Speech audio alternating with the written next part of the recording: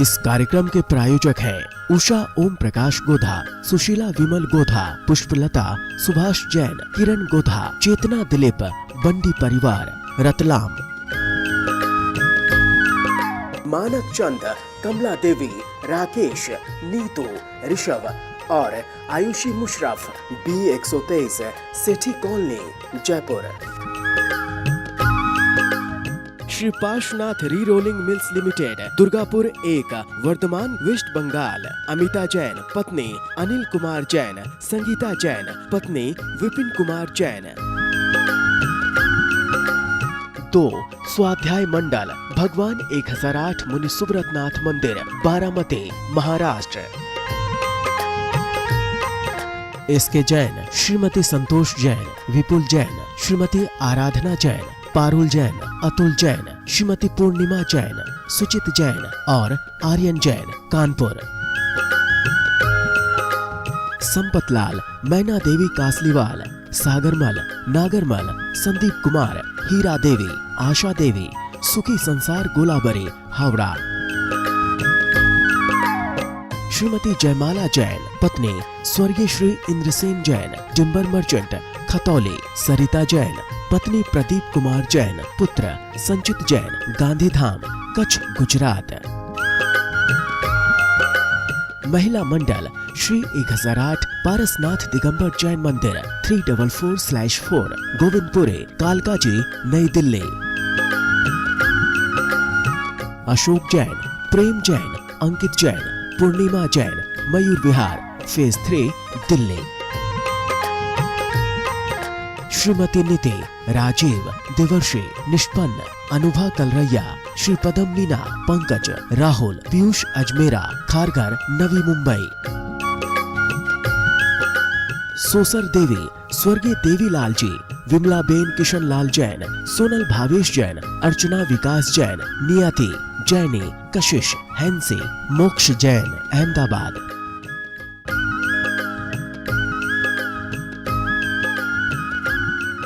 जय जिनेन्द्र, पंच परमेष्टि भगवान की जय। नमः श्री वर्धमानाय निर्धूत कलिलात्मने, सालोकानां त्रिलोकानां यद् विद्यादर्पणायते। पंच परमेष्टि भगवान की जय। रत्नकरण श्रवकाचार्य में क्या क्या सुन लिया आपने? सम्यक दर्शन, सम्यक ज्ञान, सम्यक चारित्र का वर्णन बहुत अच्छी तरह महाराज ने किया। सम्यक चारित्र में देश व्रतों का वर्णन बहुत अच्छी तरह कर लिया। 5 अणुव्रत, 3 गुणव्रत, 4 शिक्षाव्रत। शिक्षाव्रत के बाद अब वर्णन कर रहे हैं आचार्य समंत भद्र महाराज सल्लेखना का। क्यों? क्योंकि श्रावक के व्रतों की पूर्णता सल्लेखना से ही होती है। बड़ा महत्वपूर्ण विषय है ये सल्लेखना का। क्या लिखा देखो 6 डाला में, 12 व्रत के अतिचार पन पन न लगावे, और मरण समय संन्यास धार तसु दोष नशावे। तो 12 व्रत को धारण करे और उनमें अतिचार न लगाए, और अंतिम समय में संन्यास माने सल्लेखना को धारण करे।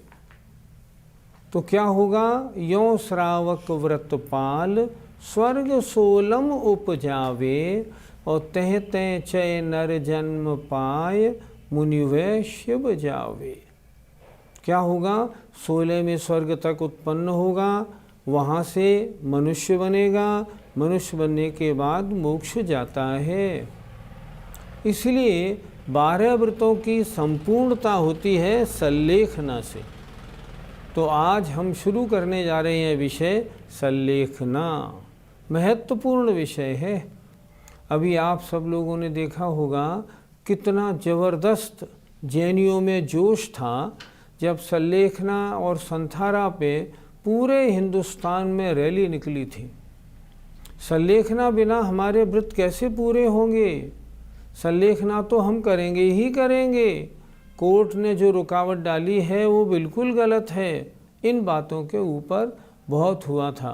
आइए उस संलेखना के बारे में आज प्रारंभ करते हैं। उपसर्गे दुर्भिक्षे, उपसर्गे दुर्भिक्षे, जरसि रुजायां च निप्रतीकारे, जरसि रुजायां च निप्रतीकारे, धर्माय तनुविमोचन, धर्माय तनुविमोचन, माहु सल्लेखनामार्या, माहु सल्लेखनामार्या। बोलिए। उपसर्गे दुर्भिक्षे, जरसि रुजायां च निप्रतीकारे, धर्माय तनुविमोचन, माहु सल्लेखनामार्याः। आइए अर्थ देखते हैं श्लोक का। उपसर्गे, कोई उपसर्ग आ जाने पर, दुर्भिक्षे, अकाल पड़ जाने पर, जरसी माने बुढ़ापा, और रुजायाम माने रोग होने पर। कैसा रोग होने पर? निप्रतीकारे, जिसका प्रतिकार रहित अर्थात प्रतिकार न हो सके। प्रतिकार माने जिससे बचना संभव नहीं हो, जिसका कोई इलाज नहीं हो, ला इलाज, ऐसा प्रतिकार रहित। फिर देखें, प्रतिकार रहित उपसर्ग होने पर, अकाल पड़ जाने पर, बुढ़ापा आ जाने पर, रुजायाम और कोई रोग बीमारी हो जाने पर, धर्माय धर्म के लिए, तनु माने शरीर के, विमोचन माने छोड़ने को, आर्याः माने आचार्य गणधर देव, सल्लेखनाम आहु, सल्लेखना कहते हैं। इस श्लोक में क्या किया आचार्य ने? आचार्य ने बताया सल्लेखना है क्या। तो कह रहे हैं जब ऐसा कोई मौका पड़ जाए, जब उपसर्ग आ जाए, अकाल पड़ जाए, बुढ़ापा आ जाए या बीमारी हो जाए, लेकिन कैसी बीमारी? जिसका प्रतिकार, कोई इलाज ना हो, नो ऑल्टरनेट, कुछ नहीं हो सकता। तब क्या करें? धर्माय धर्म के लिए, तनु माने शरीर के छोड़ने को, आर्याः माने महामुनिराज या गणधर देव, सल्लेखनाम आहु, सल्लेखना कहते हैं। अर्थात जिसका कोई इलाज नहीं हो, प्रतिकार नहीं हो, जिससे बचने का कोई रास्ता नहीं हो, ऐसे अगर उपसर्ग, अकाल, बुढ़ापा और रोग की उपस्थिति हो गई है, तब धर्म के लिए शरीर को छोड़ना, ये आचार्यों ने कहा है, इसका नाम है सल्लेखना। इसे सल्लेखना कहते हैं। पंडित जी, सल्लेखना शब्द का क्या अर्थ होता है? सल्लेखना शब्द दो शब्दों से बना है। सत लेखना, अर्थात सत माने अच्छी प्रकार, लेखना माने कृश करना। किसको करना? शरीर को कृश करना और कषायों को कृश करना। कृश करना, सुखाना। अर्थात सल्लेखना का मतलब है भली प्रकार कृश करना, और वह दो प्रकार की होती है। कषाय सल्लेखना, अंतरंग में कषायों को कृश करना, और काय सल्लेखना, आहार आदि छोड़ के धीरे धीरे शरीर को कृश करना। इस प्रकार सल्लेखना दो प्रकार की हुई। पंडित जी, मरण कितने प्रकार का होता है? मरण 5 प्रकार का शास्त्रों में बताया है। पहला बाल बाल मरण, अर्थात मिथ्या दृष्टि जीव का मरण। दूसरा बाल मरण, बिना व्रत लिए हुए सम्यक दृष्टि जीव का मरण, बाल मरण। एक होता है बाल पंडित मरण, अर्थात अणुव्रतों को धारण करके पंचम गुण स्थान में जो मरण होता है वह बाल पंडित मरण। एक होता है पंडित मरण, मुनि अवस्था धारण करके जो शरीर छोड़ा जाता है वह है पंडित मरण। और एक होता है पंडित मरण, अर्थात मोक्ष की प्राप्ति। इस तरह मरण 5 प्रकार का बताया गया है। पंडित जी, संलेखना कब ली जाती है? सूत्र ये आपके सामने जो श्लोक है बहुत स्पष्ट बता रहा है। ऐसा उपसर्ग आ जाए जिस उपसर्ग से बचना संभव नहीं हो। अब तो मरना निश्चित है, नहीं बच सकता। दुर्भिक्षे, ऐसा अकाल पड़ जाए जिसमें मरण निश्चित है, इस अकाल से बचने का कोई रास्ता नहीं। ऐसी वृद्धावस्था आ जाए जब वैद्य ये कह दे, डॉक्टर ये कह दे ये अब नहीं बच सकते, इनका तो कुछ दिन का जीवन शेष है, ये तो इनके जीवन का अंतिम पड़ाव चल रहा है। ऐसी रुजायाम, ऐसी बीमारी हो जाए, मान लो कैंसर हो जाए और डॉक्टर ये कह दे अब इनका कैंसर लाइलाज हो गया, लास्ट स्टेज है, ये नहीं बच सकते। इसलिए शब्द दिया आचार्यों ने निप्रतिकारे, अर्थात जिसका कोई इलाज, कोई ट्रीटमेंट संभव ना हो, ऐसी परिस्थिति सामने आ जाए। फिर एक बार देखें, बड़ा समझने का विषय है। ऐसा अकाल पड़ जाए, ऐसा उपसर्ग आ जाए, ऐसा बुढ़ापा आ जाए, ऐसी बीमारी हो जाए जिससे बचना संभव ना हो। अच्छी तरह से डॉक्टर को, वैद्य को दिखा लिया, उसने कहा नहीं अब इसका इलाज नहीं है, चाहो आप इंग्लैंड ले जाओ, अमेरिका कहीं भी ले जाओ।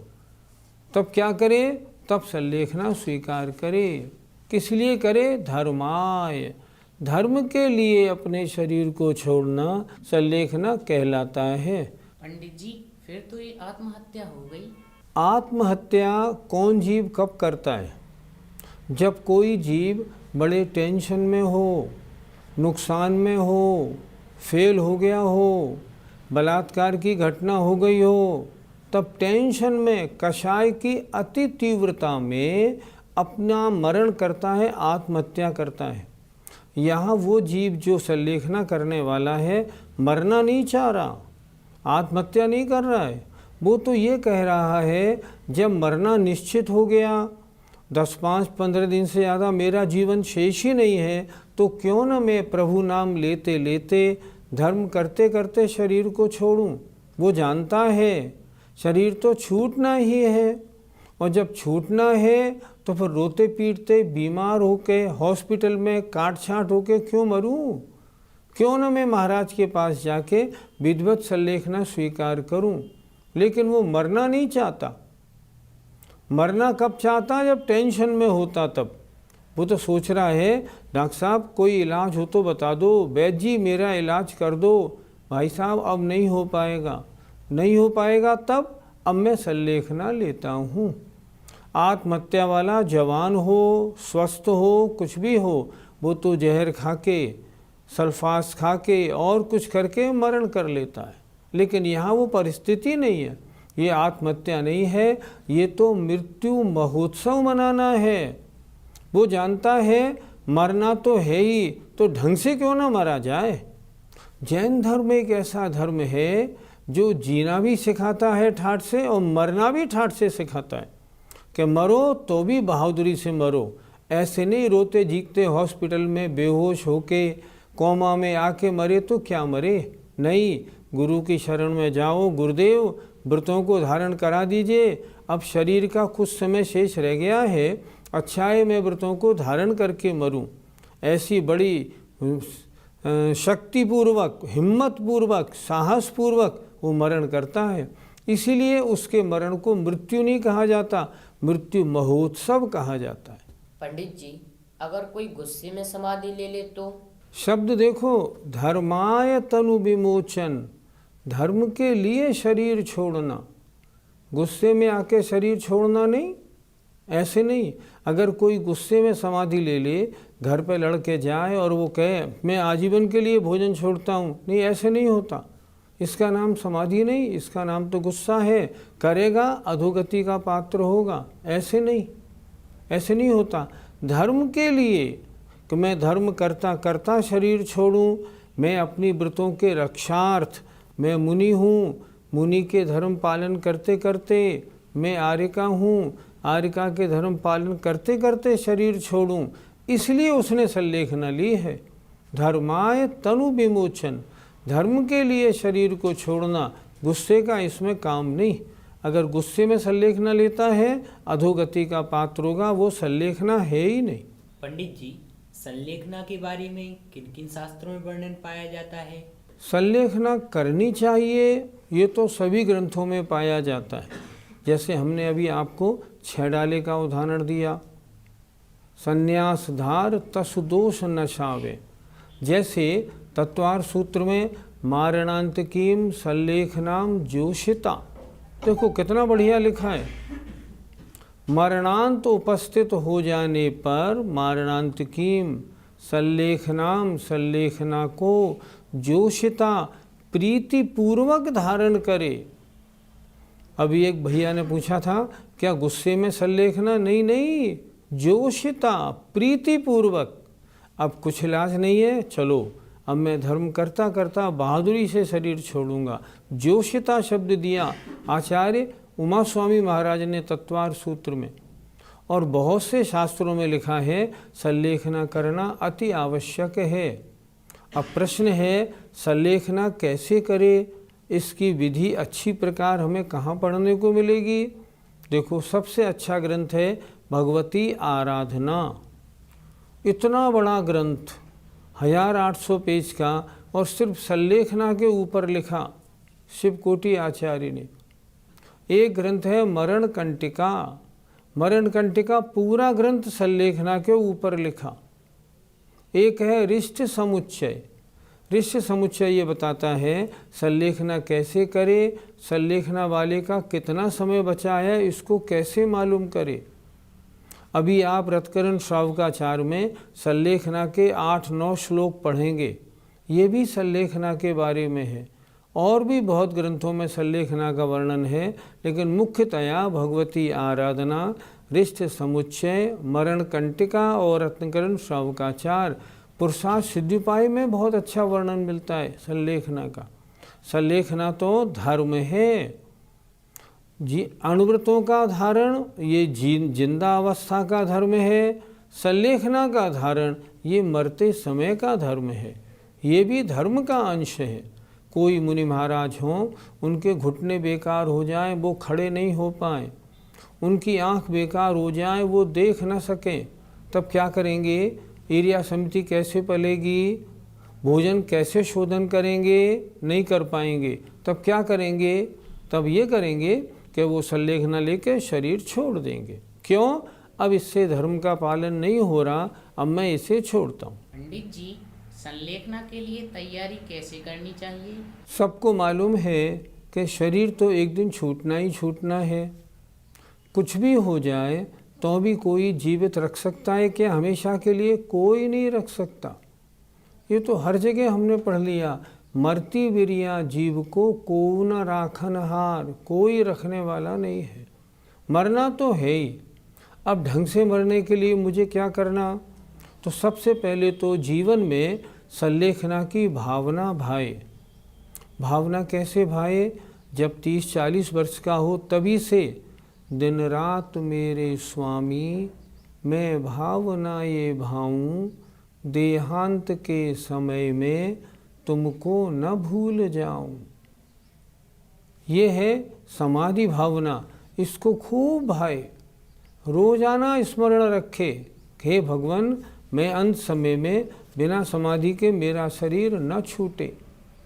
हम पूजा करते हैं तो अंत में क्या बोलते हैं? हे जगबंधु जिनेश्वर पाऊँ तब चरण शरण बलिहारी, मरण समाधिसु दुर्लभ, मरण समाधिसु दुर्लभ, कर्मों का क्षय हो सुबोध सुखकारी। भगवान अंतिम समय मेरी समाधि हो।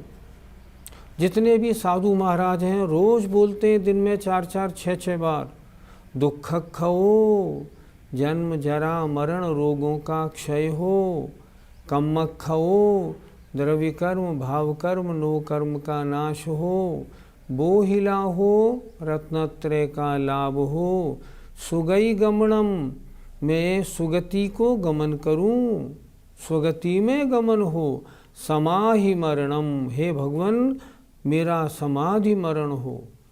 जितने भी मुनि महाराज हैं दिन में 4-4 6-6 बार बोलते हैं, और हम भी पूजा करते हैं तो बार बार बोलते हैं हमारा अंत में समाधि मरण हो। इस तरह निरंतर भावना भाई सबसे ज़रूरी है संलेखना के लिए आत्मा और शरीर का भेद विज्ञान। मैं आत्मा हूँ, शरीर नहीं। शरीर तो कर्म के उदय से मुझे प्राप्त हुआ है, इसलिए इस शरीर को भिन्न माने, आत्मा को भिन्न माने। अगर भेद विज्ञान मजबूत है संलेखना बहुत अच्छी होगी, और शरीर के मरण को उसने अपना मरण मान रखा है, संलेखना अच्छी नहीं हो पाएगी। फिर कैसे हो पाएगी संलेखना? इसलिए क्या करें, भेद विज्ञान समय सार खूब पढ़े, भेद विज्ञान संबंधी जो और ग्रंथ हैं उनका अच्छी तरह स्वाध्याय करे। और क्या करे, उपवास का अभ्यास डाले। हफ्ते में एक नहीं हो पाए, हफ्ते महीने में एक, 15 दिन में एक उपवास रेगुलर करे। और जैसे जैसे उम्र बढ़ती जाए अपने उपवास बढ़ाता रहे, क्योंकि निश्चित है संलेखना कम से कम 2-4 उपवास के साथ ही पूरी होती है। जिन्होंने उपवास का अभ्यास कर रखा है उनकी संलेखना तो अच्छी होती है, अन्यथा नहीं हो पाती। और क्या करे, और ये करे अपना जो स्वाध्याय का ग्रुप है उसमें कह के रखे।